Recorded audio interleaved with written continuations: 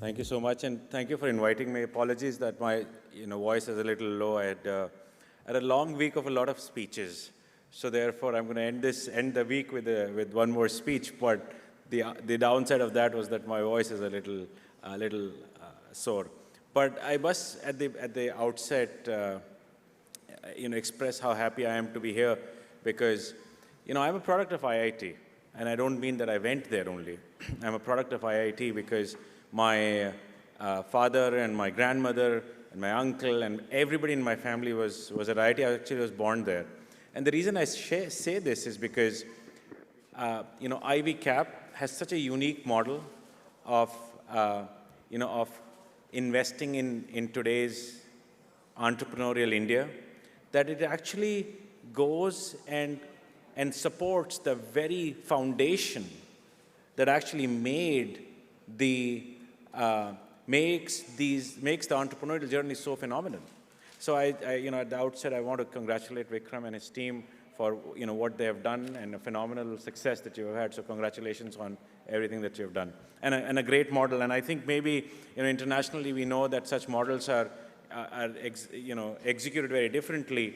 But I think maybe India's success would be in the model that you have created. So congratulations. I want to talk about a few things today. I want to talk about, to begin with, I just want to share very broadly the journey of InMobi a little bit.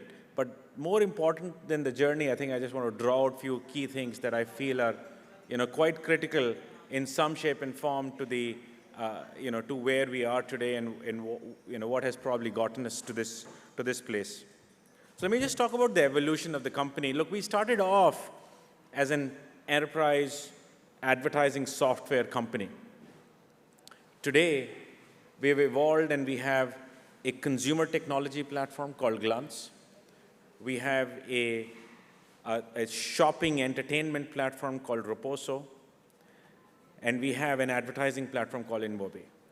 And so therefore, in the last several years, we have been able to transition and add to our business from an enterprise-only business to a consumer and enterprise business. And the thing has been that if you take each one of these three businesses of ours, if you take the consumer business of Glance, it's now close to about 500 million user base across the globe, with about 200 million daily active users. And that's been a phenomenal success for us because we have been able to innovate into a space that is completely new and has never been seen before. Similarly, on the Reposo side of our business, which is a shoppertainment business, we've been able to essentially create a new category of live entertainment and create shopping on top of it. Today, we are the 6th largest e-commerce platform in India in about 12 months of its launch.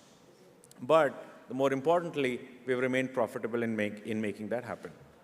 And thirdly, our advertising platform, nonetheless, has always been a big beacon of success for us, globally situated, and has scaled to be one of the top 10 advertising platforms across the globe. So we are very proud of what we've been able to create in terms of able to diversify the business to a broad-based business category, but also to be able to do so globally. So what are the 3 or 4 things that I feel we did that we feel we should I would love to talk about. But before that, I think there is a key premise to how we designed our strategy. And the premise to our strategy was, or our thinking was, are we playing to win or are we playing to stay?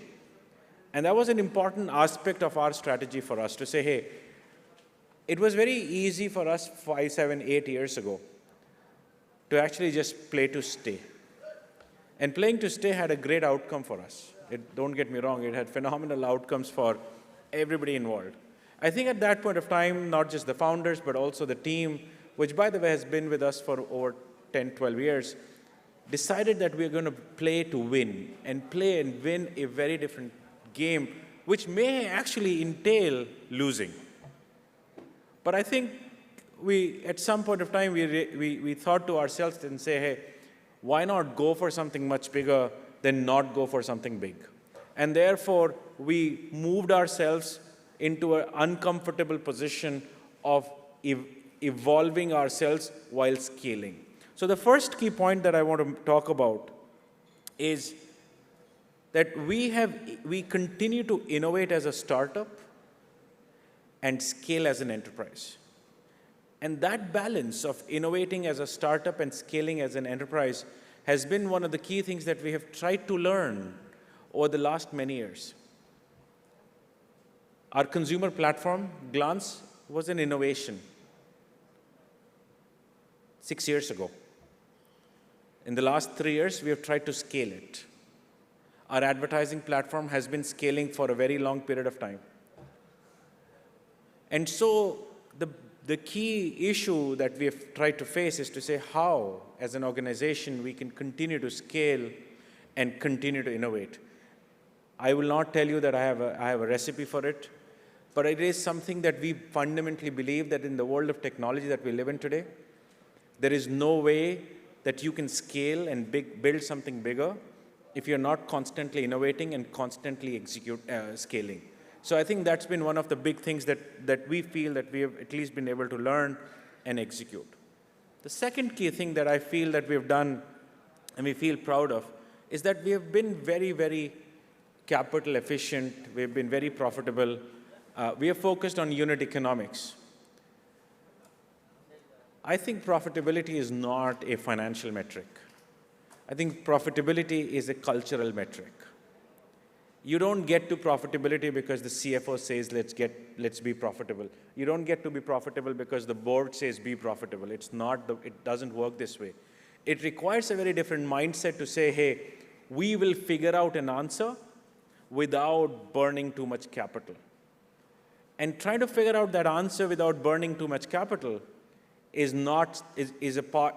a cultural thing.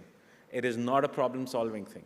And therefore, we feel proud of the fact that we have actually stuck to this thesis. So for example, as we innovated and built Reposo, which is into the e-commerce space, and as I said, it's the 6th largest e-commerce platform today in India, there was a single rule that the team followed, not that it was forced down by the CFO, which was to say, make sure your unit economics are there before you scale. And that's a very hard thing because nobody else does that. Everybody else scales and scales and scales and then basically hopes to get to the profitable metrics. And it doesn't work. In our view, it doesn't work that way. The second thing that we forced in that, and I fundamentally believe that if you want to build something which is unit economics profitable, you have to leverage artificial intelligence today. For example, in the last 6 months, the operations in the company, some of the operations in the company have automated to a level where, let's say the unit of operation was 100. Today, AI does like 80 out of the 100. I don't know what to do with the people. We can put them elsewhere and have them do something else. But that's actually, if you ask me, the first important level of AI is only in leveraging it for operations. It does not really differentiate you from an end customer perspective. It does not. Like all of this automation, leveraging all the technology that exists out there does not. It just makes you competitive enough to compete in the world that is getting created as we speak. And this new world that is getting created where AI is really powerful, if you don't participate, there is only one outcome, that you'll have bloated costs and your economics will change. So I think part A of artificial intelligence is change in the unit economics. And therefore, if you're actually not leveraging it for unit economics, then you're actually going to suffer quite badly soon enough. And I think we've been, at least to a certain extent, link profitability, unit economics to artificial intelligence within the company and seen phenomenal success in that. So for all of those who are running companies or sitting on boards, the urge would be to say, can you actually use AI for reducing the unit economics or improving the unit economics? Because that's the first role it will play before it comes out and starts to create a differentiation for your end customer. So I think that's something which needs to be done. The third thing that I would say, which is kind of linked to the point that I mentioned earlier, which was we were trying to play to win, was to essentially have a big audacious goal for ourselves. Big, audacious goal for ourselves. And that big, audacious goal for us was that we saw ourselves create an enterprise which was worth a few $1 billion in, let's say, the first 7, 8 years of our existence. We're very happy with it. I think we changed we changed that narrative purely from an economics point of view to essentially say, hey, how can that be order of magnitude higher? Not just incrementally more, but order of magnitude higher. How can we create something which is not just India, but global?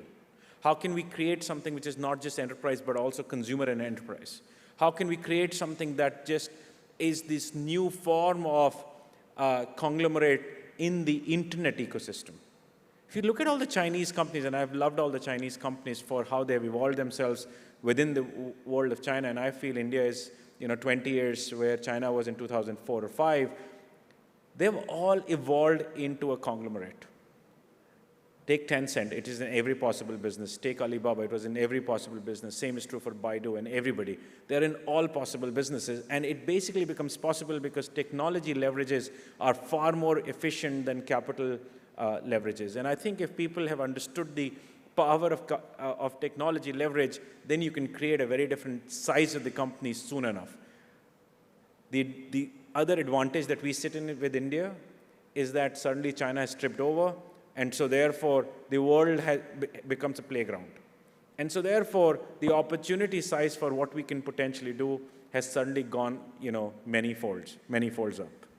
And so I feel there is a potential, with some of these changes, there is a potential change in the landscape of the country, the startup landscape of the country. And there are two elements to it in my mind. I think there is a VC side changes, and then there is an entrepreneur and startup side changes. If you talk about the VC side changes, 2 or 3 quick points on that. I think one, the performance has just been dismal on an average on the venture funds in India. And I'm an LP in a bunch of funds, so I actually see the returns. They're not good. And they're so dismal that I think the model has to re-evolve itself to actually come back into this new world over the next 10 years. LPs have become really hard.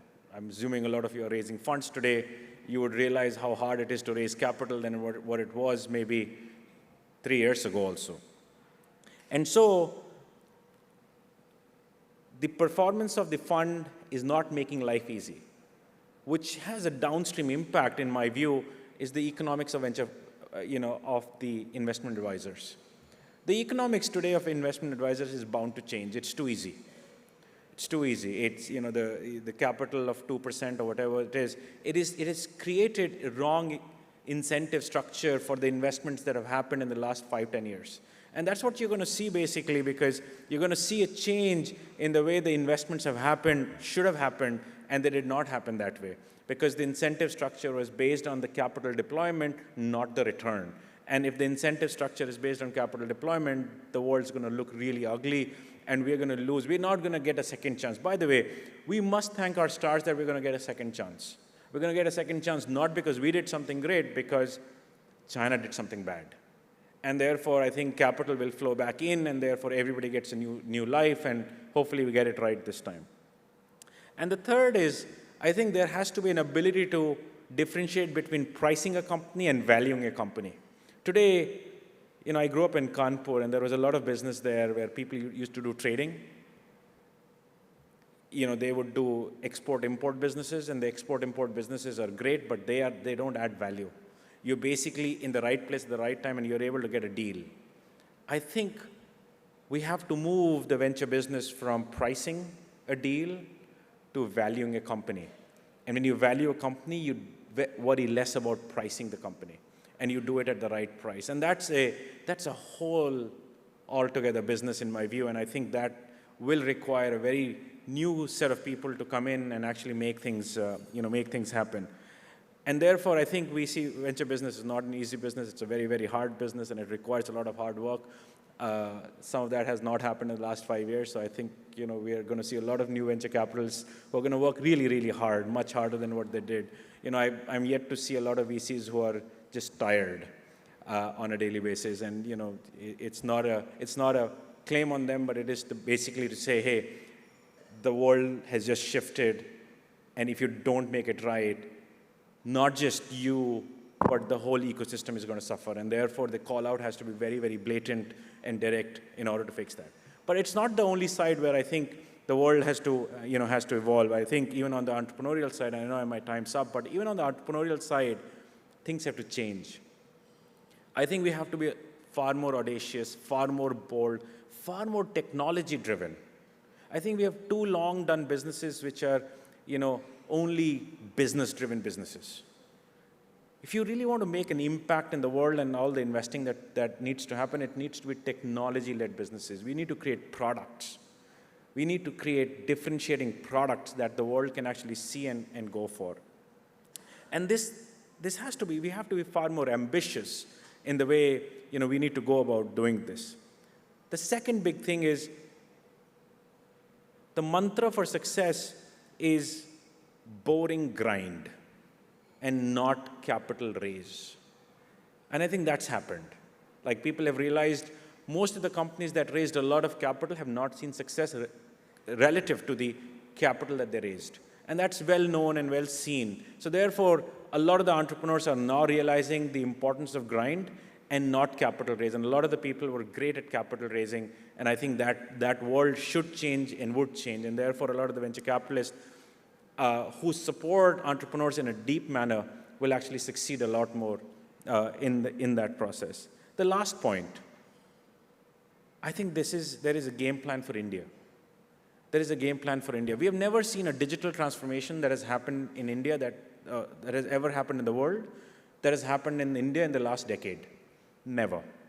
That level of digital transformation is phenomenal for entrepreneurs, but the challenge is India is a small market that you cannot take away. With China tripping over, the world has suddenly opened up. And to me, it is our time to create big and large companies by writing the software for the world. And I think companies that can write software for the world, including India, will succeed in the next 5 or 10 years. I absolutely believe that our time has come is not just to create unicorns, but our time has come to look at companies that get to $10 to $50 billion worth in the next 5 years. Or maybe over the next 10 years, handful of companies that touch about $100 billion. And that's the opportunity that we actually sit in. That's the opportunity that excites us here at InMobi. And therefore, I think as an esteemed crowd out here, you guys should also think about how to capture that level of opportunity that exists for us as Indians. And we are in a very, very unique position to make that happen. So thank you so much for the time. I know I ran over, but absolutely and truly enjoyed this. Thank you so much.